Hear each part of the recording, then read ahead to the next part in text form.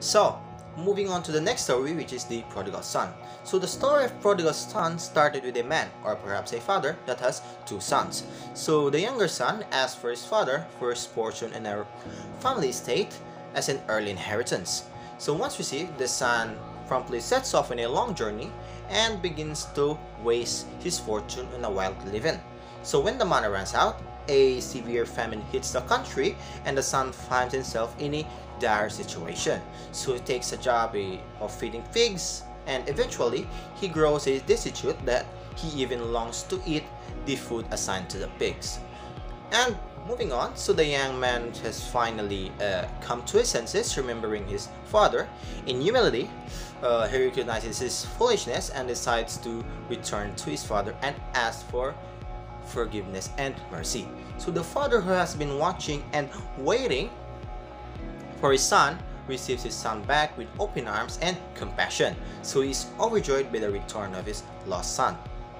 And immediately the father returns to his servants and asks them to prepare an enormous feast in celebration of his son's return. And meanwhile, the older son is boiled in anger due to his younger brother who came back from his family.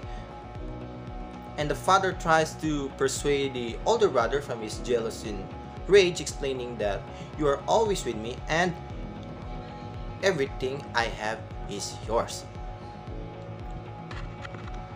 And so, the exposition of this parable is that a father gives his beloved son the part of the inheritance that corresponds to him, is a prodigal son that demands for it. And from then on, the story shifts to what the prodigal son does and with his inheritance and what atrocities he faces. And for the rising action of the story, then occurs the prodigal son misuses his inheritance and is left starving during a famine. And now the prodigal son is broke, he hunger, hopeless, and ashamed of the situation and had gotten himself into it. So the climax of the story, which is the prodigal son on his way to his father's house, hoping that he may be forgiven. On the way, his father find him and falls on his knees and kisses him. So the prodigal son then speaks of how he is not worthy of being called his son, but the father celebrates his return and quotes saying that, "For this is my son was dead and is alive again, and he was lost and is found." The father celebrates his son, treating him very kindly and holding no anger towards him at all, like really no anger.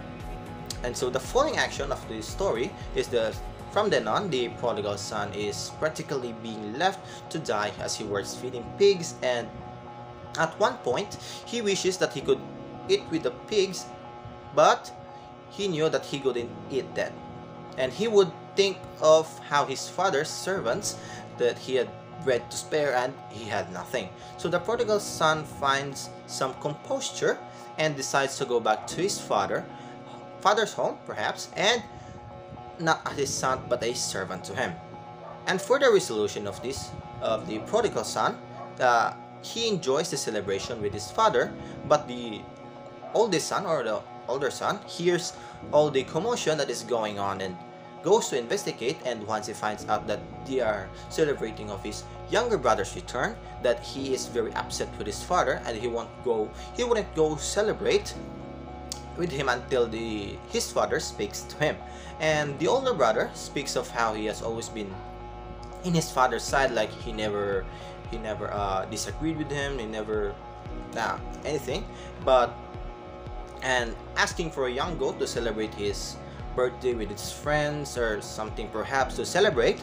But when his younger brother returned, they celebrated with the fattest calf. So the father tell him that all he has belonged to him and he should celebrate because his brother was dead and alive again and was lost and is found. And that would be all about the story of the prodigal son.